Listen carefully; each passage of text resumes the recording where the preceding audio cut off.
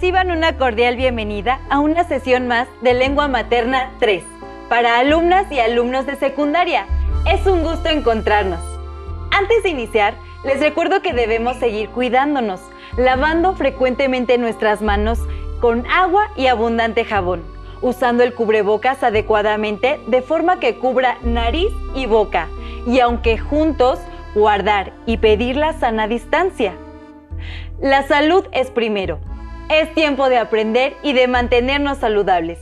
Les recomendamos hacer algo de activación física. Les aseguro que los hará sentir muy bien. Qué gusto encontrarnos por aquí. Soy la profesora Gisela Hernández Escobar y esta es una sesión más de Lengua Materna 3. En esta ocasión nos acercaremos a reconocer cómo el contexto histórico de la autora o autor influye en los poemas de un movimiento literario. Todo lo que sucede en la sociedad y en la época en la que viven las autoras y autores influye en su producción literaria. Y esa influencia a veces se puede reconocer cuando nos acercamos a sus obras. De este modo, podemos saber qué sentían y cómo veían el mundo de su época. Los materiales que vamos a necesitar en esta sesión son su cuaderno, lápiz o pluma para que puedan tomar notas. También podrá ayudarles tener a la mano su libro de texto.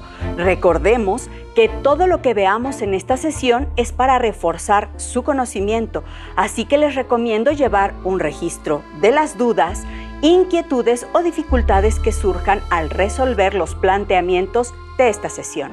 Muchas de estas las podrán ustedes resolver al momento de consultar su libro de texto y revisar sus apuntes. Por ello, es tan importante tomar nota. Comencemos. En esta ocasión vamos a iniciar realizando un dibujo. Sí, como lo escucharon, un dibujo. Y recuerden que no es necesario que sean expertos en la elaboración de trazos. Lo que importa es que lo intenten. Profesora, pero si estamos hablando de literatura, ¿cómo es que vamos a hacer un dibujo?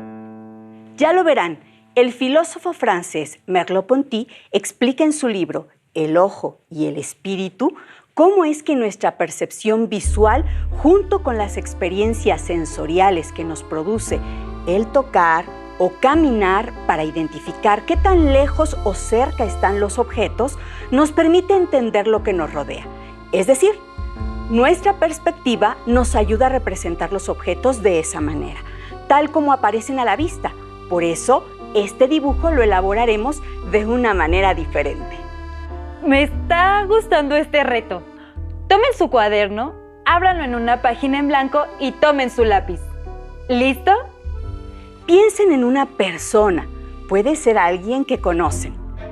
Ahora, imagínenla realizando una actividad habitual. Algo que a esa persona le guste hacer. Imaginen cómo está vestida, qué elementos necesita para realizar su actividad. ¿Ya? ¿Ya empezamos a dibujar? Esperen, es necesario que sigan las instrucciones al pie de la letra. Primero escuchen mis indicaciones y observen lo que les voy a ir mostrando y cuando yo se los pida, comenzaremos. Primero, van a colocar su cuaderno sobre su cabeza.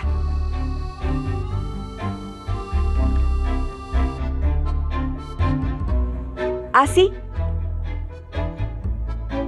Profesora, esto se ve un poco raro, pero es divertido.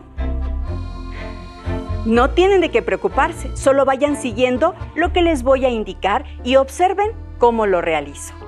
Ahora, coloquen el lápiz sobre la hoja en el extremo posterior. ¿Me explico? ¿Y puedo ver lo que voy dibujando? Detente, que no te gane la curiosidad. No es válido bajar el cuaderno y ver lo que estás trazando. Lo que queremos es hacer ese dibujo con una perspectiva diferente, ya que de esa manera cortamos el vínculo que, según señala el filósofo Ponty, tiene nuestro ojo con lo que conocemos y nos rodea. ¿Listo? Comencemos. Coloca tu cuaderno sobre la cabeza y el lápiz en la parte posterior de la hoja y comienza a dibujar esa persona que imaginaste. Dibuja su cabeza, sus orejas, el cabello, sus cejas. No debes mirar. Todavía nuestra obra no se puede ver. La nariz, la boca, el cuello. Vamos al tronco, con su vestimenta. Los brazos, las manos, los dedos, las piernas con su vestimenta, pies con su calzado. Y ahora, para finalizar, los accesorios que utiliza para que sepamos qué actividad realiza. Estoy dibujando sin ver lo que dibujo. Yo creo que ya lo logré. ¿Y ahora? ¿Terminaste? Muy bien. ¿Ustedes ya terminaron? Bien, ahora sí, bajen su cuaderno y observen su dibujo. ¿Qué tal? Vamos a ver. Ay, profesora, me da pena enseñarlo, pero ahí va. Está muy bien. No piensen que está raro. Recuerden que es solo cuestión de perspectiva. Vamos a ver una de las obras del muralista mexicano Diego Rivera. Observen. Imagina que pudiéramos colocar nuestra imagen, la que acabamos de dibujar, en una galería junto con obras de pintores famosos como esta de Diego Rivera. Los visitantes a la galería, al pasar frente a nuestro dibujo, cada uno podría dar su muy particular descripción de lo que es. Seguramente existirían muchas diferencias en sus opiniones, ya que desde su perspectiva le quieren encontrar un sentido de acuerdo a lo que conocen. ¿Ustedes qué sentido le encuentran a este cuadro de Diego Rivera titulado Marinero almorzando? En 1915, tras el análisis de la perspectiva y la observación geométrica, Diego Rivera incursionó en el movimiento de vanguardia cubista, creando algunas de sus pinturas más emblemáticas de ese periodo. Diego Rivera siguió esta influencia de los grandes maestros en Francia, donde vivió al menos 10 años. Pero, ¿cuál fue el contexto histórico europeo que influyó en artistas de la época como él? Entonces es así que vemos la influencia del contexto social en la creación, ¿verdad, profesora? Así es. Vamos a ver este video al respecto de cómo los movimientos sociales impactan la generación del arte. La Primera Guerra Mundial finalizó en 1918 y ocasionó la muerte de más de 12 millones de personas, sin contar a los heridos y mutilados. En gran parte de Europa, los medios de comunicación y de transporte quedaron destruidos, disminuyó la producción industrial y agrícola y se generó una grave crisis económica. A esta crisis siguió la de 1929, que sumió a los Estados Unidos de Norteamérica en la Gran Depresión, la cual se extendió por una parte del mundo industrializado, generando inestabilidad política y económica. En este ambiente surgieron en Europa los movimientos fascistas, que promovían un exagerado nacionalismo, completo control de la vida de los ciudadanos por parte del Estado y el militarismo. Profesora, entonces, ¿qué relación puede haber entre los acontecimientos históricos y los movimientos literarios? Muchísima. Recordemos que las autoras y autores son personas, ciudadanos que viven, crecen y padecen todos los cambios sociales, como nosotros. Por ejemplo, la Primera Guerra Mundial, que se desató entre 1914 a 1918 y que se le dio ese nombre por involucrar de una u otra forma a 3 continentes, su elevado número de participantes, el perfeccionamiento del armamento, sus numerosos frentes por aire, tierra o mar, fue un trágico suceso que dejó tras de sí devastación, injusticias, frustración y el origen de una cultura bélica. Todos estos procesos políticos, culturales, económicos, sociales en los que se inserta el hecho histórico, forma parte del contexto que dará la perspectiva a los artistas de la época. En consecuencia, este agotamiento emocional también se refleja en las expresiones artísticas, como la escultura, la pintura y la literatura. Nacen nuevas tendencias que pretendían cambiar desde raíz las manifestaciones del arte como un reflejo de ese mundo irracional que estaban viviendo. ¿Hay alguna manera de reconocer los movimientos literarios dependiendo de la época en la que surgieron? Claro que sí. Por ejemplo, al movimiento literario que lucha por una renovación se le llama vanguardia. Son muchos los estilos vanguardistas: futurismo, dadaísmo, creacionismo, ultraísmo, surrealismo, así también el cubismo, que se manifiesta en la literatura manejando su perspectiva geométrica a través de caligramas, que no son otra cosa que la representación gráfica de las palabras. Vamos a observar el siguiente ejemplo. Sí, veámoslo. ¿Que no entendí eso de caligramas? ¿Nos puedes ayudar a leer el caligrama? Nuestros obuses son sus flores como ramos maravillosos. Su pensamiento se recoge en las gloriosas trincheras. Oigo cantar al hermoso pájaro rapaz. En este caligrama, el autor, Guillaume Apollinaire, que es el máximo exponente del cubismo literario, refleja ese contexto histórico de la guerra que vivió. En su obra poética Caligramas, hace alusión a los obuses, que son pieza de artillería con un cañón. Apollinaire trata de representar visualmente a los obuses en las trincheras, que eran unas zanjas excavadas en la tierra dentro de las cuales los soldados se protegían del fuego enemigo y quedaban parcialmente cubiertos para poder disparar. Ya veo. ¿Podría mostrarnos otro ejemplo, profesora? Desde luego. Tomemos ahora el ejemplo del escritor italiano Filippo Tommaso Marinetti, que expresa en el siguiente fragmento. Cada 5 segundos, cañones de sitio, destripar espacio, con un acorde sang, tum, tum, rebelión de 500 ecos para clavarle los dientes, hacerlo triza, desparramarlo hasta el infinito. Profesora, y por ejemplo, con este juego de letras, ¿qué es lo que intenta decir el autor? Es la forma en que Tommaso Marinetti intenta hacer sentir desde el uso del lenguaje el impacto de la revolución, de la guerra, de la repetición de la letra R, que parece una onomatopeya del sonido de una ametralladora, de las bombas, del ruido estridente de las armas. Claro, vivir una guerra y tiempos difíciles puede transmitirse en la creación, y no solo explicándola, sino de otras formas. Los artistas, sea músico, pintor, escultor o escritor, cuando transitan por estos diferentes movimientos literarios, tienen una perspectiva de su entorno, ya que vivieron diferentes hechos sociales y humanos que conforman su contexto histórico. Esto influye en su inspiración, en sus ideas, en sus sentimientos, cuando buscan el don creativo para plasmarlo en una obra. Es como con nosotros.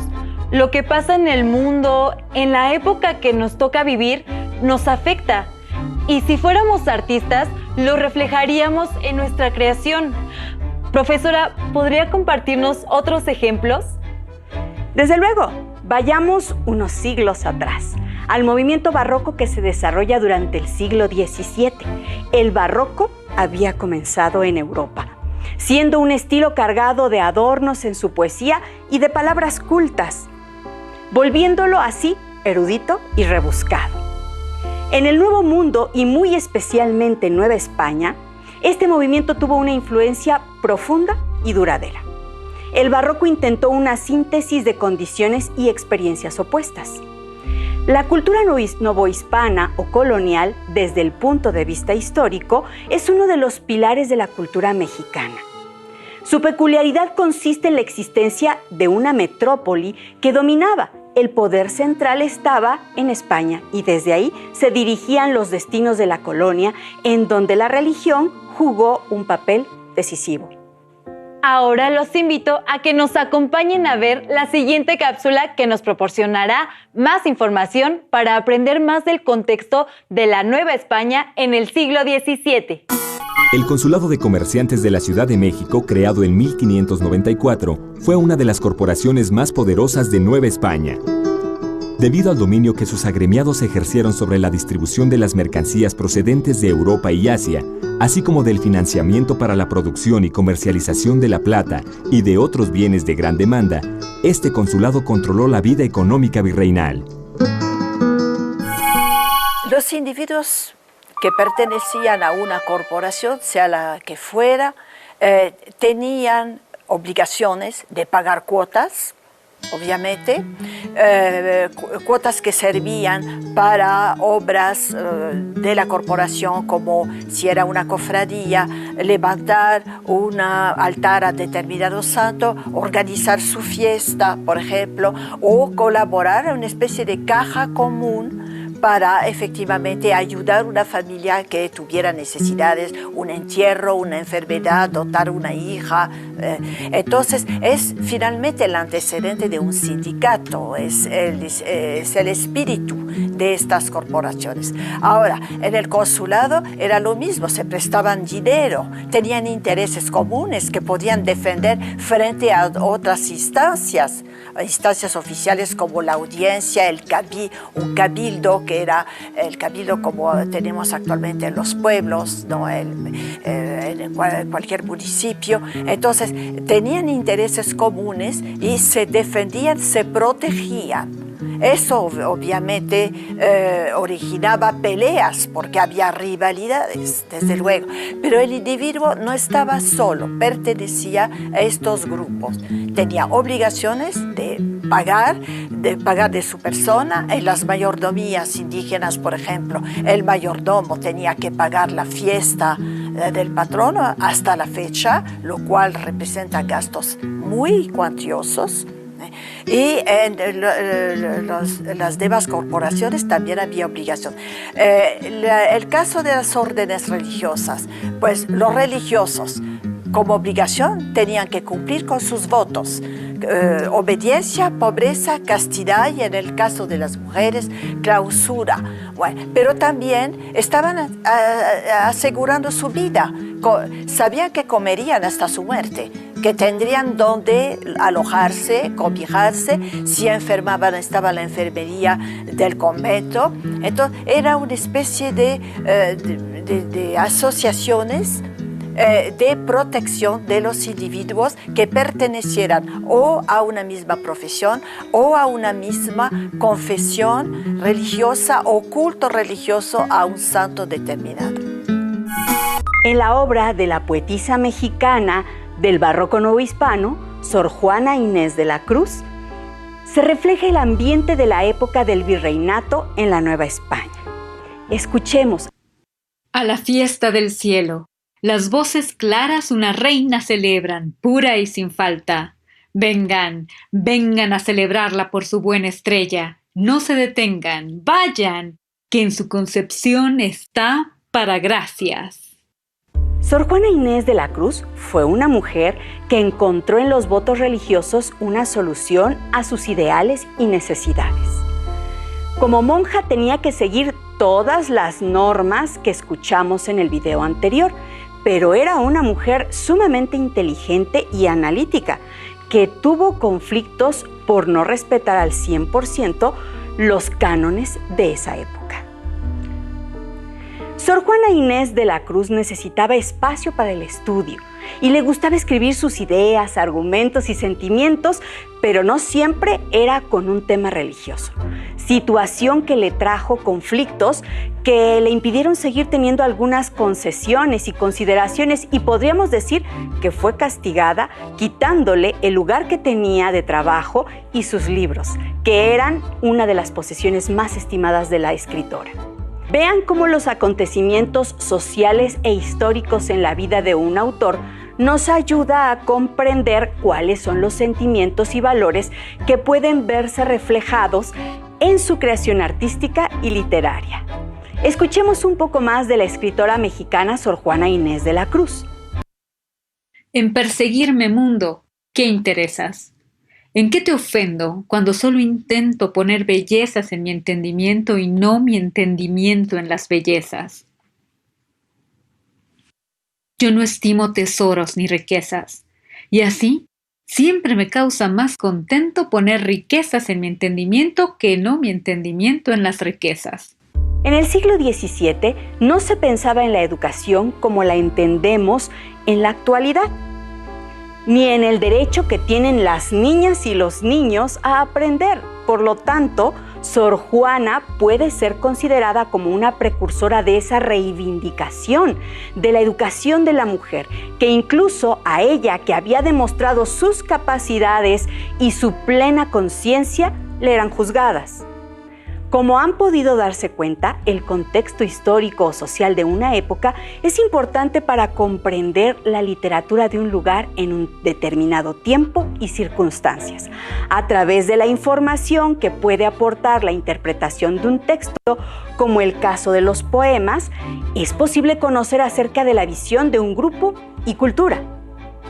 Por otra parte, el contexto social está referido a todas aquellas circunstancias que envuelven los sucesos históricos, los pensamientos de la gente y el espacio geográfico, de tal manera que todos estos aspectos influyeron en la creación de los artistas de cada época. Muchas gracias, profesora. Hasta hoy entiendo mejor por qué el arte, como decía mi abuelo, puede ser un espejo de la historia. Vamos a concluir nuestro trabajo. Cuando termine esta sesión, date un tiempo para ponerle color y un mejor terminado a tu dibujo. Ahora te quiero proponer un reto. Esto se va a poner bueno. ¿Cuál es el reto para hacer en casa, profesora? Retoma la época que va del siglo XX hasta nuestros días. Analiza su historia, investiga, elige un evento histórico particular. Escribe algunas ideas principales. Y luego busca algunos versos de poetas que reflejen ese contexto histórico que hayas elegido. Por último, elabora un montaje en el que combines tu dibujo, el contexto, los versos, todos los elementos. Te sugiero que todo quede en tu cuaderno para que sea la evidencia de lo aprendido en esta sesión. Gracias por compartir con nosotros esta sesión de Lengua Materna 3 en la que hemos compartido sobre la influencia del contexto histórico en la poesía. Soy la profesora Gisela Hernández Escobar y en esta ocasión hemos aprendido algo nuevo juntos. Si quieres leer otros ejemplos o reforzar algunos de los contenidos que hemos explicado, te invito a que revises tu libro de texto. Muy bien, hemos terminado. Muchas gracias por acompañarnos. Y recuerden que la participación de la familia es importante porque juntos aprendemos más. ¡Hasta la próxima!